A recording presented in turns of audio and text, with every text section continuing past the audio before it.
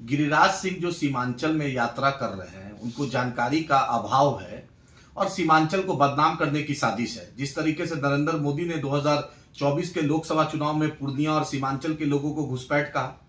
सीमांचल में तो हिंदू और मुसलमान सब एक शांति से रहते हैं। पूरे भारत में अगर सबसे शांति प्रिय कोई इलाका है तो वो सीमांचल। गिरिराज सिंह अपनी जानकारी को सुधार करें। अभी बीजेपी के जो प्रदेश अध्यक्ष है दिलीप जायसवाल साहब, वो भी सीमांचल और किशनगंज से आते हैं।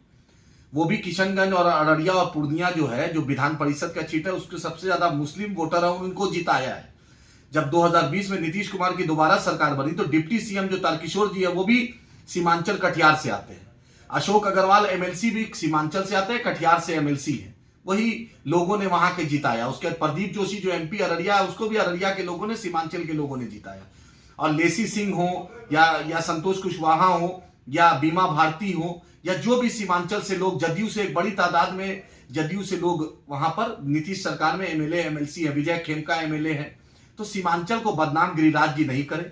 आपने टेक्सटाइल्स मिनिस्ट्री में तो कोई काम किया नहीं, आपने ग्रामीण विकास में तो कोई काम किया नहीं, सीमांचल स्पेशल स्टेटस में कुछ किया नहीं, पूर्णिया एयरपोर्ट का मामले में आपने कुछ किया नहीं, सीमांचल की बाढ़ की तबाही का मामला आपने हल किया नहीं। आप सीमांचल को बदनाम करने की साजिश में नहीं रहिए, नहीं तो सीमांचल की जनता जवाब देना गिरिराज जी जानती है। हम इज्जत कर रहे हैं, इसका मतलब हम कमजोर नहीं है। आपसे लोग पूछ रहा है कि अब तक 2005 से लेकर अब तक आप सरकार में मंत्री रहे और आपको घुटना का ट्रांसप्लांट अपना कराना पड़ा सीमांचल से बाहर।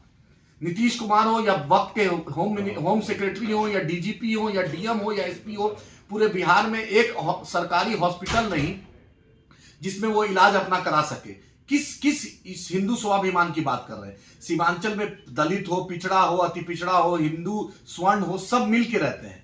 तो सीमांचल को बाढ़ की तबाही से रोकिए, सीमांचल में जो पलायन है उसको रोकिए, सीमांचल में फूड प्रोसेसिंग प्लांट कीजिए, सीमांचल को, पूर्णिया को बिहार की उपराजधानी का दर्जा दिलाइए, पूर्णिया का जो बेंच का, हाईकोर्ट बेंच का मांग है वो कीजिए, पूर्णिया एयरपोर्ट को चलाइए, पूर्णिया में कुछ टेक्सटाइल्स इंडस्ट्री लगवाइए।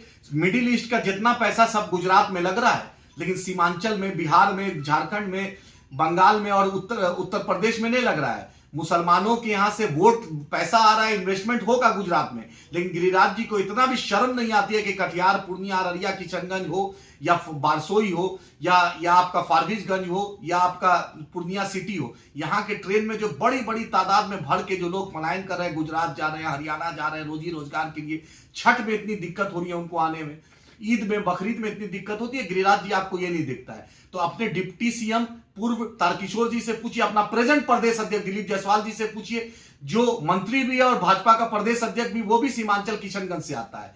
तो ये दोहरा मापदंड नहीं चलेगा। नीतीश कुमार की जवाबदेही है कि गिरिराज जी को लगाम कसे, क्योंकि आप होम मिनिस्टर भी हैं और चीफ मिनिस्टर भी हैं।